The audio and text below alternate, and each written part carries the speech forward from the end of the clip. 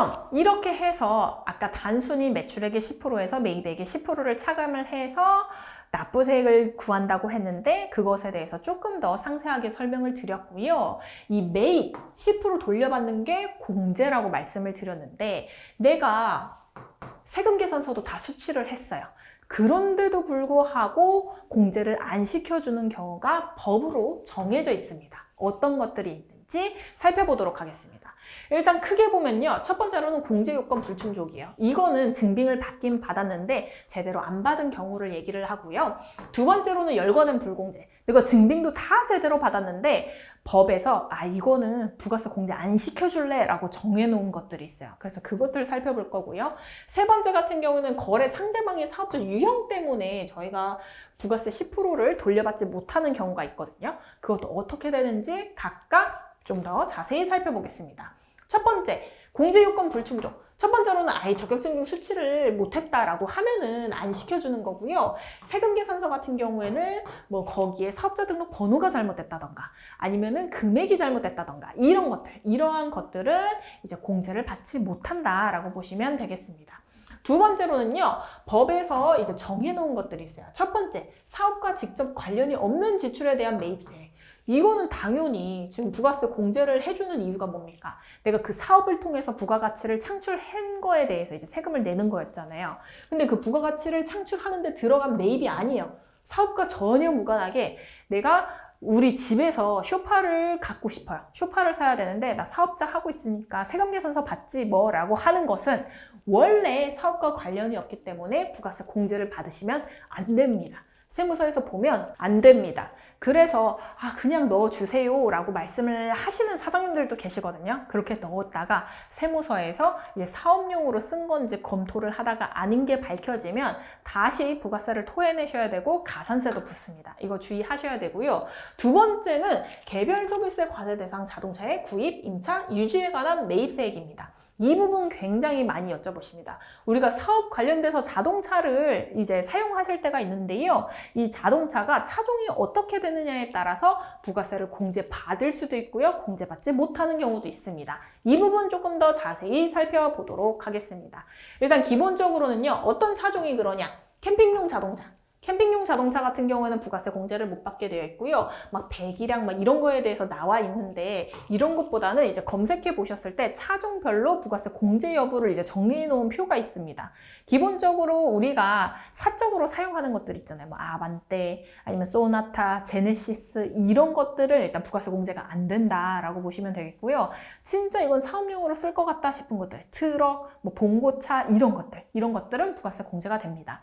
그 중간에 서 있는 게 이제 카니발인데요. 카니발이 이제 7인승인 경우에는 부가세 공제가 안 되고요. 7인승 이상, 9인승이 되는 경우에는 이제 부가세 공제가 가능하다라고 보시면 되겠습니다. 이게 관련돼서 이제 비용 지출할 게 뭐가 있나요? 그 차량 관련돼서 구매를 했을 때 거기에도 부가세가 들어있는데 그 부가세를 돌려주지 않고요. 그냥 그 금액 전체 부가세 포함해서 다 이제 비용 처리를 해준다라고 보시면 되겠고요. 빌리는 경우에 내가 산 게 아니라 빌려서 리스로 렌탈료 나가는 거에도 부가세가 들어있는데 그것도 공제시켜주지 않습니다. 뿐만 아니라 그러한 차에 들어가는 주유비라던가 수리비 같은 경우에도 부가세가 포함되어 있지만 돌려주지 않고요. 그런데도 불구하고 내가 이 차를 사업용으로 운영하다가 이제 중고로 판다. 이때는 이제 부가세가 발생하기 때문에 체크해 두셔야 되겠습니다. 그래서 지금 저희가 사업용으로 쓰는 차가 있는데 그 차종이 부가세 공제를 받는 차인지 아닌 차인지 체크를 하셔서 그와 관련된 비용들에도 이제 부가세 공제를 받을 수 있는지 없는지를 체크해 보셔야 되겠습니다. 그 다음에 세 번째로 넘어가면요. 접대비 및 이와 유사한 비용의 지출에 관련된 매입세. 접대비가 뭐냐? 우리가 사업을 하고 있는데 사업과 관련돼서 이제 거래처 대표님들이랑 좀 잘 해보자 싶어가지고 식사를 한다던가 아니면 거래처에 선물을 보낸다던가 이런 것들이 접대비다라고 보시면 되겠고요. 그와 관련돼서 이제 지출했던 식사비 카드로 긁었다. 부가세 공제가 안 됩니다.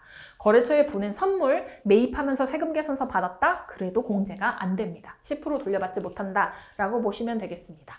네 번째로는 이제 토지에 관련된 매입세액입니다. 혹시라도 우리가 이제 우리 사업장에 건물을 하나 지으려고 해요. 그래서 토지도 같이 샀어요. 그 토지를 이제 건설을 하기 위해서 좀 다져놓는다던가 이 토지 조성하는 그런 것과 관련된 비용도 매입세액 공제가 안 되고요. 다섯 번째, 면세사업 등 관련된 매입세액. 혹시 지금 하시는 사업이 면세사업만 하는 게 아니에요. 그러니까 면세사업만 하시는 분들은 아예 부가가치세 신고할 의무가 없고, 내가 면세도 하면서 이제 과세도 한다라는 분들, 내가 혹시라도 마트를 하고 있는데 흰우유를 팔면 이건 면세고요, 초코우유를 팔면 이건 과세입니다. 이러한 사장님들께서는 그 흰우유 파는 데 들어갔던 비용은 매입세 공제를 안 시켜줍니다. 10% 관련돼서 안 돌려줍니다. 마지막으로는 사업자 등록 전에 매입세인데요. 사업자 등록하시기 전에 이제 비용으로 쓰셨던 것 같은 경우는 세액공제가 안 됩니다. 하지만 그 기간이 속한 그 과세 기간의 20일 내에 사업자 등록하시면 돌려받으실 수 있기 때문에 이거는 체크해 보시면 좋겠습니다. 일단 앞서서 설명드린 내용들 같은 경우에는 그 기준에 대해서 설명을 드린 거기 때문에 조금 와닿지 않으실 수가 있거든요. 가장 이제 와닿는 사례로 말씀을 드리자면, 일단 카드로 결제를 하는 것들 중에 공제가 안 되는 것들만 제가 좀 추려봤습니다. 카드로 결제를 했어요. 그러면 일단 적격증빙은 수취를 다 했네. 근데 사장님들께서 사업과 관련돼서도 쓴 게 맞아요. 근데 여기에 쓴 것들은 안 된다라고 보시면 되겠습니다. 내가 거래처랑 미팅을 했어, 아니면 야근을 했어, 힘들어서 목욕탕에 갔어요. 혹은 내가 미팅을 하기 위해서 이발, 미용을 받았어요. 이런 것들은 부가세 공제가 안 됩니다. 그리고 내가 출장을 가기 위해서 뭐 KTX를 탔어, 해외 출장 가려고 비행기 탔어, 아니면은 뭐 거래처 가려고 택시 탔어. 이것도 안 돼요. 그리고 놀이동산, 영화관, 우리 직원들이랑 같이 우리 워크샵처럼 이제 놀이동산 다 같이 놀러 가자라고 한 것들 안 돼요. 그리고 우리 강아지 관련돼서 뭐 정말 극단적으로 우리 회사에서 우리가 강아지를 같이 키우고 있어. 그래서 동물병원 간 것들 안 됩니다. 이거 같은 경우에는요, 적격증빙 카드를 썼음에도 불구하고 세금계산서 발행 금지 업종이라고 해서 이런 것들은 아예 정해놨거든요.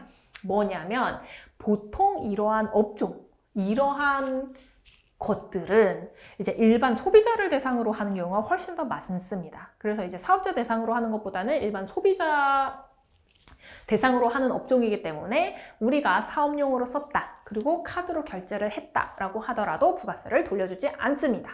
그 다음에 이제 백화점 같은 경우에는요, 이렇게 아예 여기서 쓰면은 부가세 공제를 못 받아는 아니에요. 근데 혹시라도 백화점에서 거래처 대표님의 이제 선물을 샀다라고 하면 적대비에 해당하기 때문에 안 된다라고 보시면 되고요. 그게 아니라 정말 우리 회사에서 사용할 물품을 백화점에서 샀는데요 라고 했을 경우에는 부가세 공제를 받으실 수가 있습니다. 하지만 백화점이다 보니까 사람이 생각을 하기에 조금 적대비가 아닌가 라고 생각을 하실 수가 있기 때문에 조금 주의하시는 게 좋고요. 그 다음에 식대 관련돼서, 사실 이 식대 관련해서는 사업용으로 쓴 게 맞고 카드로 결제를 했다, 아니면 현금 영수증을 받았다라고 하면은 부가세 공제를 받는 게 맞거든요. 근데 우리 사업장에 직원이 없는 경우에는 사실 복리후생비로 보기가 어렵습니다. 사장님인 내가 먹은 밥값은 복리후생비로 보기가 어렵기 때문에 이때는 부가세 공제를 못 받는다라고 보시면 되고요.